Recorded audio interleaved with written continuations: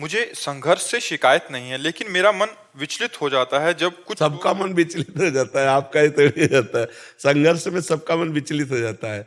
अब ये भक्त हैं, वकील हैं, सब सुख सुविधाएं हैं, एक पुत्र था, अभी कुछ दिन पहले पधार गया, लेकिन ये ऐसे ही बता रहे थे जैसे हंस के अभी प्रश्न के, ऐसे ही बता रहे थे कि वो आपका एक पुत्र था, वो भी भगवान ने पूछ लिया, लेकिन फिर भी हम ठीक हैं, भगवान की कृपा है। अब अगर अध्यात्म ना होता तो क्या हालत हो जाती इनकी।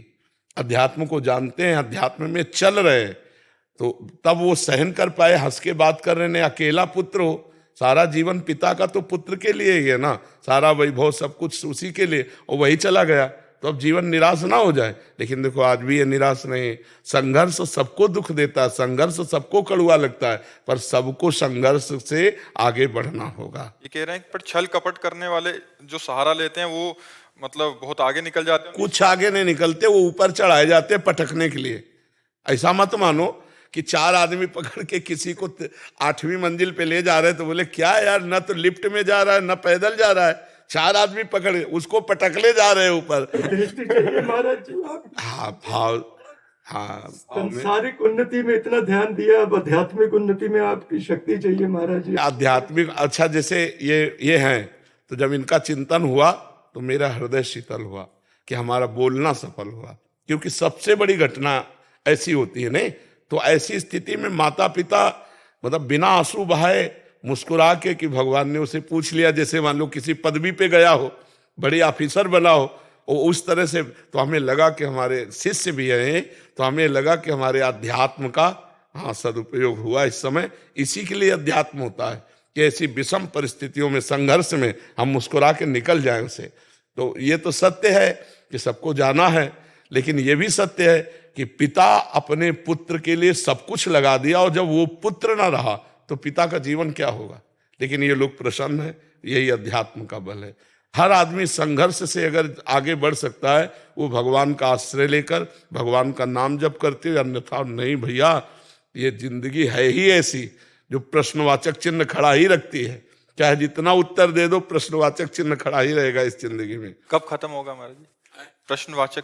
भगवान की प्राप्ति होने के बाद। न सोचति न कांक्षति, ब्रह्मभूता प्रसन्नात्मा न सोचति न कांक्षति। जब भगवान के आश्रित हो जाओगे, भगवान का अनुभव, भगवान का भरोसा, तो कोई प्रश्न नहीं रहेगा।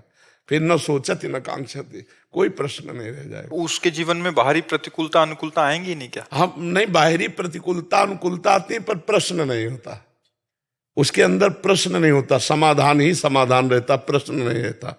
एक भागवती की स्थिति में होती चित्त का समाधान। जब चित्त का समाधान हो गया तो बाहरी का कोई प्रश्न नहीं रहता, हृदय में समाधान रहता है। और एक बात ये रहती कि प्रभु जो हमें दे रहे हैं वो बहुत सोच समझ के दे रहे हैं, इसमें हमारा मंगल विधान है। मानो प्रभु ने हमको ये स्थिति दी तो मेरे लायक है, और प्रभु ने जब दिया है तो इसमें मंगल विधान छुपा हुआ है, तो इसलिए कोई प्रश्न नहीं रहता। भक्त के जीवन में जो भी घटना घटेगी वो प्रभु के द्वारा ही होगी। अब उसका प्रारब्ध पीछे रहता है, भगवान आगे रहते हैं। तो इसलिए संघर्ष में जीवन तो सबका है, कोई ऐसा नहीं कह सकता कि मेरा जीवन संघर्ष में नहीं।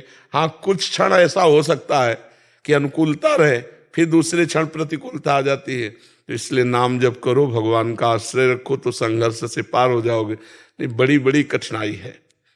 जिसको हम दिल दे देते हैं वो जब जाता है तो अपना जीना मुश्किल हो जाता है, नहीं हो जाता? मतलब पत्नी है, पुत्र है, माता पिता, जिससे हम प्यार कर बैठे, अधिक प्यार हो गया, और वो जब जाता है तो हमारा जीना मुश्किल हो जाता है।